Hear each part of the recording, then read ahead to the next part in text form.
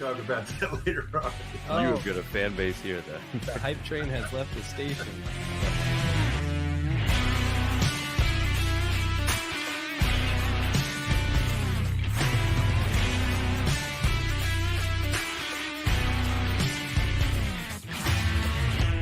How old did you say this was?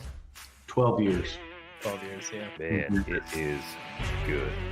We just threw all of that on the floor, and this man has no regard for safety. He is not wearing shoes. He could go down while using it. And John's dead. Wow. That didn't take long at all, but I'm sure he'll come back.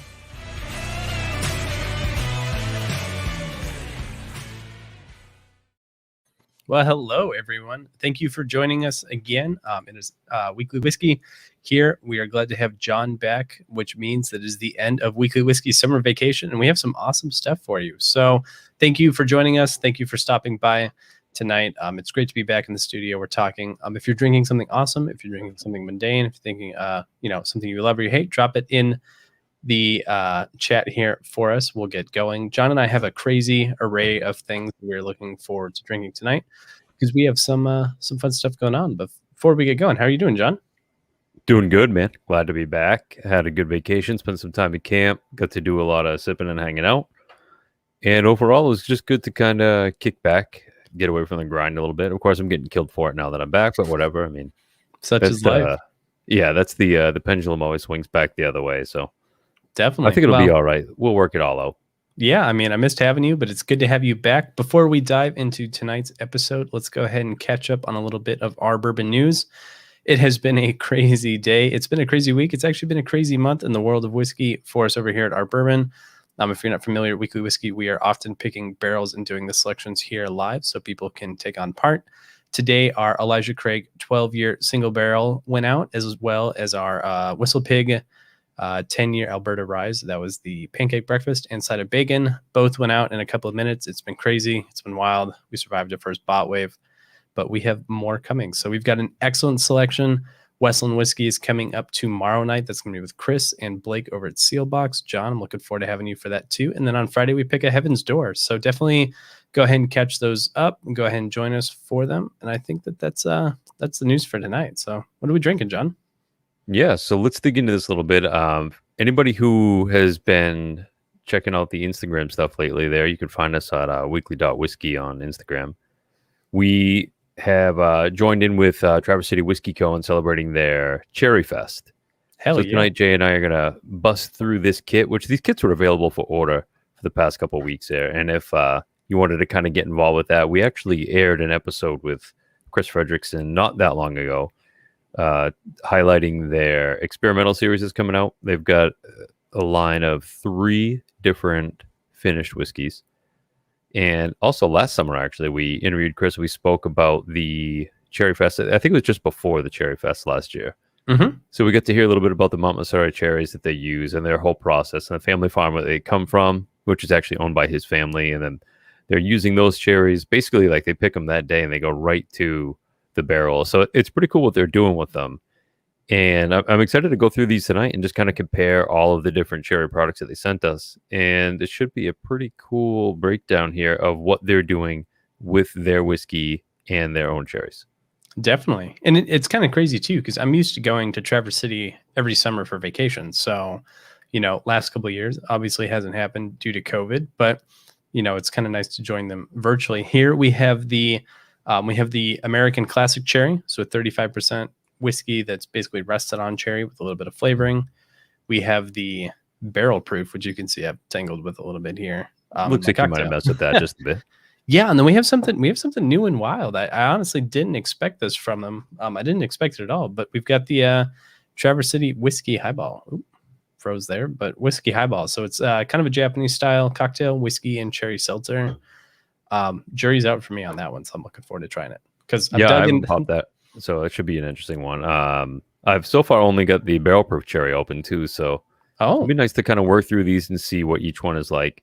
Last year, I remember specifically liking the Barrel Proof by a pretty big margin over the standard offering, which I think a big part of that for me was probably ABV. You're just missing a lot of that whiskey punch with the fruitiness of the cherry.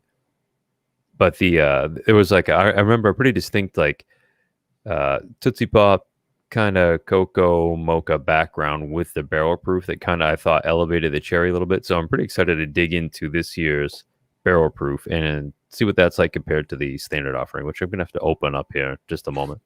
Yeah, I've got mine open. I don't know how we want to handle this. I've got the original cherry poured here, so that's 35% ABV. That's American whiskey with natural flavoring. All right, I'll catch up. Okay, or do you want to start barrel proof? Because I'm not above. Okay, good call. I think that's the right choice. We have the. I've got it right here with me. It's the Traverse City American Whiskey Cherry. It's a cherry edition, so it comes in at 35% ABV. I like it. You know, most people around that 35% ABV, you're thinking things like liqueur, super sweet, Malibu, you know, your McGillicuddy's, your weird off kind of well liqueurs that masquerade as whiskeys. But this is very much just a whiskey with cherry flavoring, which is kind of looking at you, BSB. I mean, yes, brown sugar bourbon is definitely, I would say, is a nice way to put it. Not a criminal. I would say they're the usual suspect. Yeah. I think that's probably the suspect number one. Best so way American Cherry Edition, Traverse City Whiskey Company. Are these? No, these ones aren't the limited, so they're not the individually labeled, are they? Batch 13 of their cherry. Yep, that's what I have too. Batch 13. Cool. All right. I'm curious. I think last year I didn't not like the American Cherry, but I liked it more than you did, if I recall. Wow, this is like really, really bright, authentic cherry. This is much more like easy to kind of dissect, I think. It seems less disjointed. Last year was kind of weird, musty, a little fruity. This year is very much more, it's cherry and it's whiskey. Cherry, whiskey. Yeah. Very nice bright cherry on it.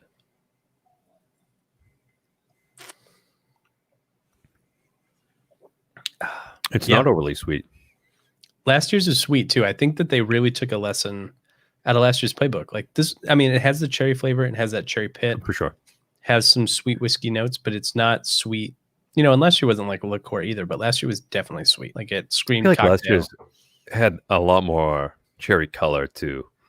Yeah. And it just, maybe that was off-putting to me as well. You know, you kind of eat with your eyes first. If you it looks more like whiskey than cherry. Last year was very cherry. It was for sure. I'm pretty impressed by that. This is really dialed in. This is remarkable. It's damn near a cocktail already. So I was talking to one of our patrons the other day. Was talking about this and like, what the hell do you put it in? You know, if you don't love like making big cocktails, I was like, this and soda water and bitters, I think would be perfect. Yeah, boom. Yeah, you might even be able to skip the soda with this because it's fairly light. I mean, there's not a lot of punch to this. It might get lost pretty easily. But I mean, maybe, I don't know, shake with ice, throw in 2 cocktail cherries, and then hit it with 2 or 3 different types of bitters. Have yourself a pretty easy little cocktail right there. I was thinking soda or topo for kind of that highball feel, but you know, who knows? Maybe Traverse City kind of saw that highball coming anyways with the can. Yeah, true. We haven't even hit that yet.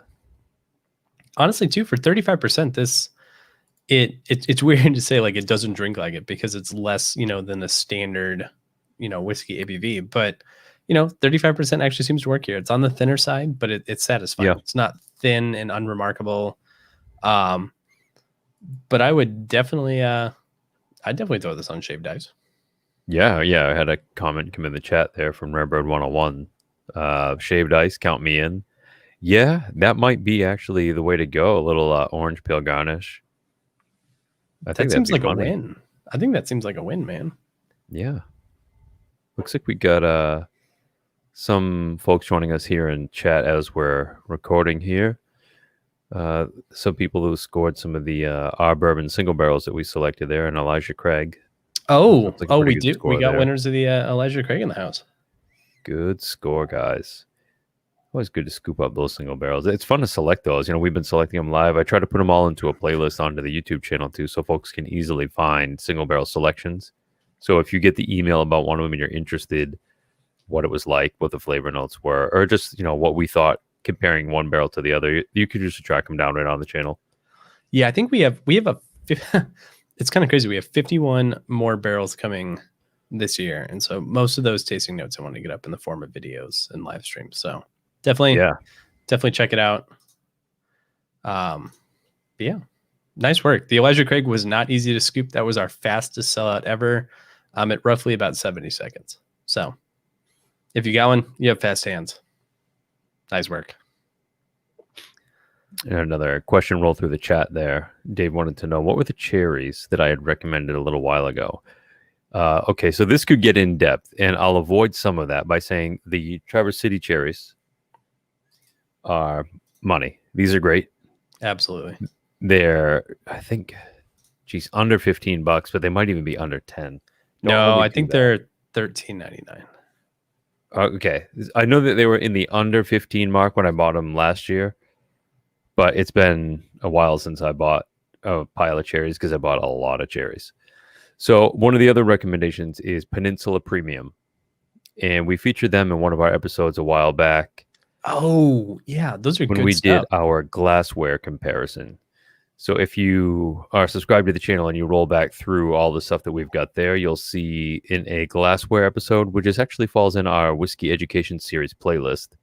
Really trying to dig through all these things mentally to give you the right info. Peninsula Premium, the Traverse City whiskey, and obviously Luxardo. Luxardo, in my opinion, is the best. You get what you pay for, but boy, do you pay for it. So keep that in mind. If you want to spend 1/3 the price, the Traverse City are great. If you want to spend, actually, I think Peninsula is right around the same point, and you can get those on Amazon as well. Yeah. So definitely check any of those out. If you head to thebourbonfinder.com, I've got a whole write-up on there comparing the best cocktail cherries, and I like way too in depth. It'll be more than you want to read, most likely, but I took photos of everything throughout the process, so you could really see the comparison as far as the fruit, the syrup, what they do with the cocktail, and everything. So if you really want to nerd out for cherries, you can find it right on thebourbonfinder.com, and you're welcome. I think those in the know would call it a dissertation at this point. At best. That would be polite. Dude, you went crazy. I mean, the long and short of it, Luxardo is the original. I think the Traverse City have a tiny bit more natural syrupy viscosity, and the Peninsula are just like the perfect balance of tart and sweet. And I honestly, I keep all three on hand because the cocktail, the mood totally dictates it, but I love it. Same. And this batch of Traverse City, I know we don't like directly talk about it tonight, I don't think, but like I think this batch of cherries is better than last year's. They've definitely tweaked that recipe as well. So it's been a big year of tweaking for Traverse City. I think they've really stepped up their game on this. It looks like their barrel proof, which I'm just about to get into. Looks like their barrel proof is still going to be a really limited run here. Yep. Yeah, it's a blend of only 10 barrels this year. So 10 barrels worth. Once it's gone, it's gone. And they're using the Montmorency cherries, which again is right from their farm. I've got, what bottle number do you have? I've got bottle 1006 of the 1320 produced. Ooh, I have 988. Ooh, keeping it well into the digits. Right in the middle of the run. Right in the middle. This noses really nicely. This, if I had to guess, seems like it's got a little more age on it than last year's, but I'm going off memory, not a direct comparison. But the whiskey itself smells really nice. It's got a very good amount of age to it. Yeah, they definitely. So they took the standard barrels. I was watching the live stream just earlier. The whole base is about a year older, so that's pretty significant. Makes sense. Yeah, it's got a really nice backbone to it. Good buttered candy. That strong cocoa note, I'm actually not getting so much. Yeah, sorry, I'm not usually one that's like lost for words, but I'm trying to think. The cherries is integrated again too. It's got a lot of nice barrel char, a lot of like custard cream. Yeah, cherry pie type of deal. I'm getting that pastry crust with it. Pure cherry pie. And one thing I'm always worried about this is going to be too much cherry, which is hard because I love cherry, or it's going to be too sweet. But the oak plays really well here with the sweetness we usually find in kind of that like caramel barrel char kind of way, but like this is keeping those fruits like really well integrated as well. Yeah, this is really nicely balanced actually. I'm pretty impressed with this. I mean, I remember thinking last year's was nice, but I feel like this is a step up, large step forward. Yeah. And at 54, I believe 54.7, no, 55.3. You know, barrel proof is high. It's not 60 plus. I think this actually works well. The flavor is good. The oak is good. It's not low proofed and meek. It's not too high proof and punishing. It's got some nice Right. viscosity to it. I think they placed this well. Yeah, there's a good vanilla custard background. I mean, this is really kind of like your whole dessert in a glass without being sweet. In the way that like a Jack Daniel's barrel proof can be like Oh, a yeah. whole banana split sundae type of thing going on. This is kind of the cherry pie custard side of that coin, where it's very desserty on the nose, and it brings a lot of those desserty flavors, but it's not a sweet, cloying, nasty sip in any way like that. Yeah, this is definitely not liqueur land. This isn't even like I'm trying to think of some of the other kind of like flavored, but not, it kind of reminds me of Starlight's blackberry whiskey, like well integrated, like a bit on that sweet side, but I'd be disappointed if it wasn't, right? If this was Right. Yeah. I mean, this is barrel proof cherry whiskey. You want it to taste like some cherry influence. You don't want it to be like, you don't want to be hunting it out, right? You want it to kind of pop up. Yeah, honestly, if I buy cherry whiskey and I have to be like, let me dig around for that cherry like flavor, I'm probably going to be disappointed. Like, yeah, you feel a little bit shortchanged. Or just go drink Stag Junior, which is like bourbon with a little bit of cherry in the back end, as it were. So I like it. I think that's a thumbs up for me. I thought last year's was good. I think this year's is dialed in. So hopefully they keep this side of the formula. I don't know how the dispersal is going to go on this. This may be something that if you didn't already buy a kit, she gone. I'm not sure. I think she gone. If you're able to get up there to Michigan to check this out, if you're able to get your hands on a bottle, do it. Because I think that if you're interested in it being a cherry whiskey, you're going to be getting everything you want. Whereas some of the other things out there, I think you're either going to get too much influence or not enough and kind of be missing the point. And honestly, this makes a really good old fashioned. If you I've got one of these kind of poured here. This was kind of my warm up. I figured I'd give it a go. I riffed a little bit. I went heavy on the bitters, a nice 2-ounce pour of the barrel proof cherry, some brown sugar, so demerara instead of like a white sugar cube. Right, like a raw sugar. And it was really good. Like I thought it worked out really nicely. It wasn't too sweet. It had tons of character. Just kind of a fun riff, which sometimes did you put the cocktail cherries in it too? Oh God, I did. I can't. Did you put 3? Cherries. Didn't you? I put 3. We'll stick with 3. 3 is a good number. Sure, safe number. Dave, great question. Interesting question, Dave. Good timing. Good time. Dave, nice question. We definitely we have a Traverse pick on the horizon. In fact, it's already picked. We picked a 7-year barrel proof rye from them. This comes from their well-aged MGP stocks. Absolutely killer. Super pumped about it. It's being bottled and labeled now. So keep an eye out. I guarantee that rye would go great with these cherries. Maybe a tiny splash of the cherry whiskey, heavy on the bitters, and then you got Manhattan all day. So I do love me some Manhattan. I mean, I love an old fashioned because I'm from Wisconsin, but like, of course, great Manhattan is just hats off. Can't beat it. Yeah, that's my go-to especially if I'm not having to make it. If I can have somebody who knows what they're doing, make it. Please, by all means, make that Manhattan twice because I'm gonna want more than one. That is my favorite thing. When I'm in Kentucky, people ask like, "Oh, what neat pours? Like, you chase any like Willett family estates?" And I was like, "No, I'm drinking a Manhattan everywhere I go with like a Miller Lite." Like, I love seeing everyone's taking a Manhattan.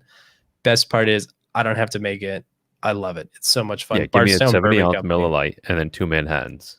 Yeah, killers. I mean, Bardstown. Last time I was there, Bardstown Bourbon Company killed the Manhattan game. Best Manhattan hands down. So check it out. Should we open the RTD here?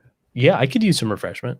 We've got it is a 5 gram of carbs, 115 calorie, 5% ABV, so respectable. Maybe not for the weight, those looking to watch their figure as I am, but I can splurge on 5 carbs from time to time. Yeah, this is their cherry whiskey seltzer eyeball cocktail. Whiskey and cherry seltzer. It also comes with a little mini koozie that is just the right size for somebody who is trying to enjoy seltzer cocktails. No, cans. How do you call this seltzer? This is a canned highball, canned cocktail, RTD. Well, yeah, but like something that is like not this one though. Like the Mick cans, like a Slim Jim cans. Call them Slim Jim format, like a White Claw, like a Truly, or a Trying not press to wear this or a Michelob. I probably could have gone ahead and muted the mic for that, but I wanted to make it extra real for the audience. Ooh, boy. It smells like cherry. That's for damn sure. It smells like cherry and whiskey. It tastes like cherry and whiskey. Oh, that's nice. Real That's not whiskey, artificial at all. Real cherry. Real And refreshing. just so everyone knows, we only got sent one of these. This is the first trial. This is the first and last, I think, unless they get real cool and start distributing to Wisconsin all of a sudden. But this is first brush. You know what I would do with this? It's the same thing I say I want to do with all of these cocktails. Is I want to throw a little bit of the actual barrel proof in there with it. It's good as is. Flavors are great, but geez, I miss, like, a highball is always refreshing, but I just miss the extra punch a little bit. You like a spiked highball, my friend. I do. Okay. Want a barrel proof highball, please? I would like to drink get out. 10 highballs in a day. You just want a highball also combined with a cocktail. Yeah. Yes, that's exactly it. My only regret is that this didn't take place in our previous highball RTD canned cocktail palooza, because I think it's too bad these weren't ready for that. This would have been great in there. Damn. I like it. So to break down, instead of just saying words and adjectives and facial expressions, nice cherry component. You can actually taste a little bit of the whiskey, but it's mostly, it's really well balanced. It's not too sweet, not too bitter. It's not too spirity. It doesn't have that weird malty aftertaste that like White Claw has for me. I don't know if it just takes me right out of the moment every time. Yeah, there's a few of those canned cocktails and seltzers. We went through in our RTD and canned cocktail episode. I hit on I think it was a Paloma that was just, it was great right up until that sip starts to fade and you get this aspartame finish. It's unreal. And that for me, like, that'll kill anything. If you end up with like this super refreshing, bright, delicious drink, and then it finishes in this like weird diet soda type of way, I can't do it. And like diet soda and like this, it almost gets like kind of bitter, metallic-y, like paper mache in the back of my throat. Can't stand it. No, sign me up for not those. But this is decent. I could definitely throw some barrel proof in this. Drink these all day. I don't know how you get through a day on vacation, man. If I throw barrel proof in anything, I'll just go to bed at like 8:30 on vacation. Vacation's about long days and short nights. John speaks. But I mean, I like this. This is probably near the top. 5 carbs. So, it's not one of those 1 carb. And I think that's where kind of that artificialness is, those really fake sweeteners. But I'd rather have a couple of these than a bunch of the other fake stuff. I think that this, as weird as it sounds, this might be the home run of Cherry Festival for me, just in my opinion. Okay. It's not for me. I think the barrel proof is just, stepped up more than I would have guessed it could. And if there had been the RTD, the whiskey highball canned cocktail last year, and there was a shift there, maybe that would also be massively impressive. I'm not sure. But I also think that this is a very well-timed release for Traverse City in getting this RTD to the market. Definitely. I mean, something that I could see selling in 4-packs very, very quickly. We're in prime beach season. We have Labor Day coming up. There's a lot of summer left if it, will ever stop raining. I think it's well timed. Yeah. Nice release. Totally. This is good overall. I mean, I think Traverse City did a good job with this. Hopefully you guys scroll back and check out the show that they put on with the the Cherry Fest. Sorry. Yeah. And check out some of these products if you're able to, because I think some of them are going to really move the needle for you. I'm going to go back and try the, what do they call the non-barrel proof? American cherry. I can never get the nomenclature right. I've still got the barrel proof poured, but I thought the American cherry was nice. I thought that was most improved. I'm impressed, not in a bad way. Definitely the most improved, just because last year I wasn't crazy about the amount of color and how thin it kind of came through. Mm-hmm. It wasn't awful, but it just wasn't quite something that I was excited about. Whereas this, I could see, like, I would actually probably, I mean, you got to think this is going to be priced pretty aggressively, because that very finished and flavored whiskey segment is so crowded. So this is something I could totally see having on the bar. And, if you just want to get creative with a cocktail, you want to do a little cooking with it, or if you just want to have something that's a little bit lighter, you need to drink 6 or 7 of them before you go out to dinner or something. This might be the answer for you. That's not legal advice, by the way. I'm not an attorney. We go on very different dinners. Mm. Very different. This is true. Yeah, I want to say, and please don't quote me on this, I believe it's $31.99 or $35.99 for the American Cherry for a full bottle. So, not premium, not super cheap, but I'd say throw away all your liqueurs. Use this if you want a little tinge of fruit in your old fashioned or some other cocktail. It's honestly really nice. Rocks to the rim, I like to call it. Fill a cup with ice, pour some whiskey in. Also, I mean, use this, my whiskey friends. Use this to convert people to drinking whiskey. I don't know how many times I've sat down with folks who are like, oh, yeah, I don't drink whiskey, or I don't really like whiskey, or I don't know what bourbon is. This bottle right here is your best friend. You slide this out on the rocks, make a cocktail, a splash of soda, whatever it is that you're going to put with this. Use this as a tool. This will bring people to the whiskey world.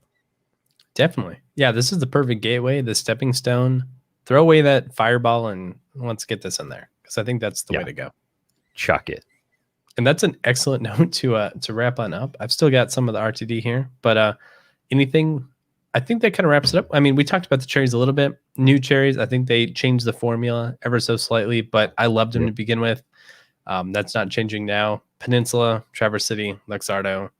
That's kind of my triple crown of cocktail cherry. But yeah, totally.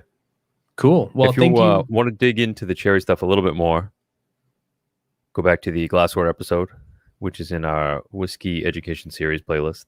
You will see a little bit more talk in there about the Peninsula cherries. I think we even might have compared a few more in that as well.